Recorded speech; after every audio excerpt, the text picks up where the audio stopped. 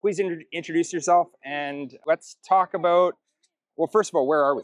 We are currently in Palermo, Buenos Aires, Argentina. Okay, what is this, Plaza Armenia? I think so. I think it's Plaza Armenia or Okay. Plaza Serrano. It's one of the two. Okay, so what brought you to Argentina? Well, first of all, how long have you been here? I've been living here for almost 2 years, and I've been making content for about 3 months now about Argentina. I originally came here on vacation for about 1 week and just kind of fell in love with it. In 7 days, it's all it took. And went back home for about 6 months and decided I'm going to quit everything and I'm going to pack up my life and move to the other side of the planet. And that's exactly what I did. Got here in September of 2024. Since then, I've been in the U.S. for probably a month just to see family. But other than that, I've been here. Okay, so you're in Argentina. You're, well, why Buenos Aires?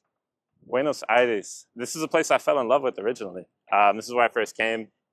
I hadn't gone to any other provinces at that point until December of 2024. December of 2024.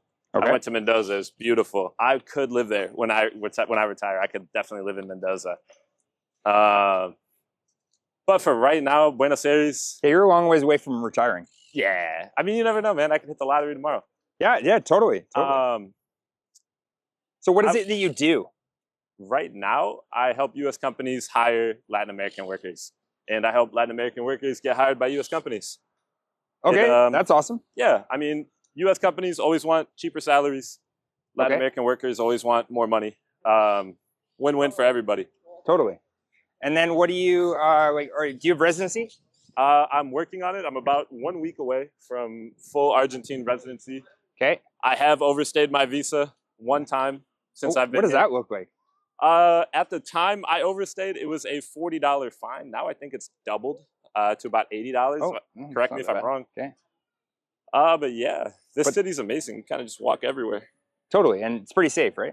Yeah, it's extremely safe. Especially, I'm sure you've heard stories about the United States if you're not from there. I mean, everybody has guns. Like everybody. There are more guns in the United States than there are blades of grass. That is a fun fact. Okay. Actually. So yeah, even the homeless people, they have guns.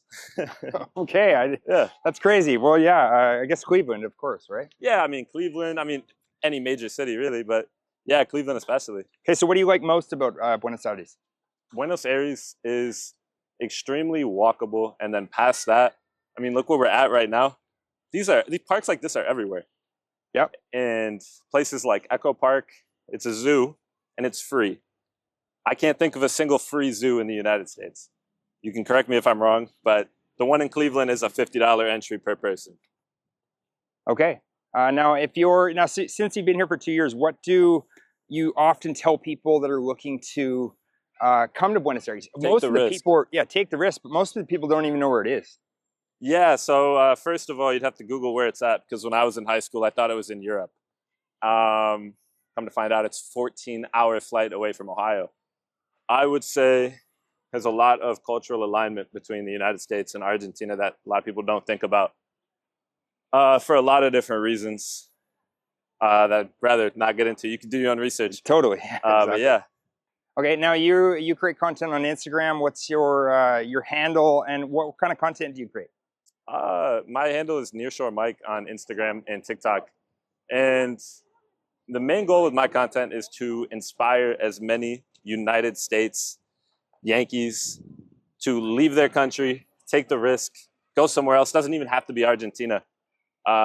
It could even be just a new state. If you're from Ohio, you can go to Florida. But just take the risk, and it could change your whole life. You never know. You can meet some amazing people. Okay, amazing. High five. Thanks, brother. Please introduce yourself. Let us know, where we are, and where are you from, and why Argentina? So my name is Hunter. Nice to meet you. My Instagram is hunt.exp, Hunter Experience, kind of. It's just about my life in Argentina. So I'm from Los Angeles, California originally, and now, as you can see, I'm here in Plaza Armenia in Argentina, in Buenos Aires. And yeah, I came here. It's a long story, but I'll keep it short because I've told it before. I have really close friends in the U.S. that are Argentinian, and I came here, met a girl, and that kind of was another reason to stay, obviously, I would hope. I kept coming back and I kept falling in love with different parts every time. So, I mean, when people say, oh, you're the typical Shanky that stayed for love or stayed for the parties or this, I've been to almost every province in the country at this point in only a year and 4 months. So I've really packed it in with all my time here. And I love it. I love the way people work here. I also don't like a lot of things. And I think that's why I know it's a real place for me. It's because I can admit what I don't like. So I love it, and I'm staying because it just feels right to me. So how different is it here than where you're used to?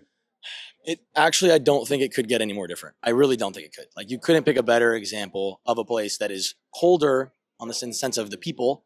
LA, it's very ladder climbing, business, movies, who you know, show business, which is good, and you'll make a lot of money being there, and you'll do a lot of great things. But I would say that the quality of life, and if you even like pan the camera around and you just look at how many people are in this one park at 6 p.m., it just goes to show it's more alive. Like, LA was already, in my opinion, dead. It was just quiet. There's not a lot of parties.